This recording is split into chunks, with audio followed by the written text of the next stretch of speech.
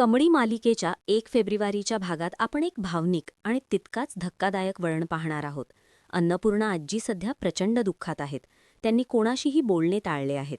त्यांच्या या हतबलतेचा फायदा उठवण्यासाठी कामिनी, रागिनी आणि अनिका त्यांच्या खोलीत शिरतात. कामिनी आजींना डिवचत म्हणते, "वहिनी, आता फक्त एकच दिवस उरलाय. हा दिवस संपला की तुमची संपूर्ण संपत्ती माझ्या अनिकाच्या नावावर होईल." एवढे होऊनही आजी कोणतीही प्रतिक्रिया देत नाहीत, ज्यामुळे महाजन घराण्यातील तणाव अधिकच वाढला आहे. दुसरीकडे कॉलेजमध्ये ऋषी, कमळी आणि निंगी गंभीर चर्चा करत आहेत. ऋषी कमळीला धोक्याची जाणीव करून देत म्हणतो, "कमळी, जर अन्नपूर्णा महाजन यांची सगळी प्रॉपर्टी अनिकाच्या नावावर झाली तर आजींचे साम्राज्य तर उद्ध्वस्त होईलच, पण अनिका या कॉलेजची मालकीण बनेल आणि तिची पहिली कृती तुम्हाला या कॉलेजमधून बाहेर काढण्याची असेल."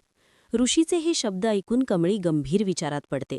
इकडे राजन आपल्या हरवलेल्या मुलीसाठी देवी तुळजाईसमोर नतमस्तक झाला आहे. तो आर्त स्वरात विनवणी करतो, "आई तुळजाई, काय करू मी? कुठे शोधू माझ्या मुलीला? मला कोणताही मार्ग सापडत नाहीये. तूच मला दिशा दाखव."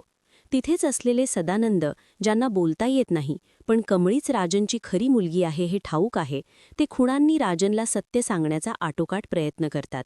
मात्र राजनला त्यांचे बोलणे कळणार का हे पाहणे औत्सुक्याचे ठरेल. मालिका आता एका अशा वळणावर आली आहे जिथे प्रेक्षकांची उत्सुकता शिगेला पोहोचेल. 3 फेब्रुवारीच्या प्रोमोमध्ये आपण पाहणार आहोत की अखेर सत्याचा विजय होणार आहे. कमळी हीच अन्नपूर्णा महाजन यांची मोठी नात म्हणून अधिकाराने महाजन घराण्यात पाऊल ठेवणार आहे. या गृहप्रवेशामुळे कामिनी आणि अनिकाचे कारस्थान उधळले जाणार का हे पाहणे रोमांचक असेल. पाहायला विसरू नका कमळी, फक्त आपल्या लाडक्या वाहिनीवर. भेटूया पुढील भागात. तोपर्यंत नमस्कार.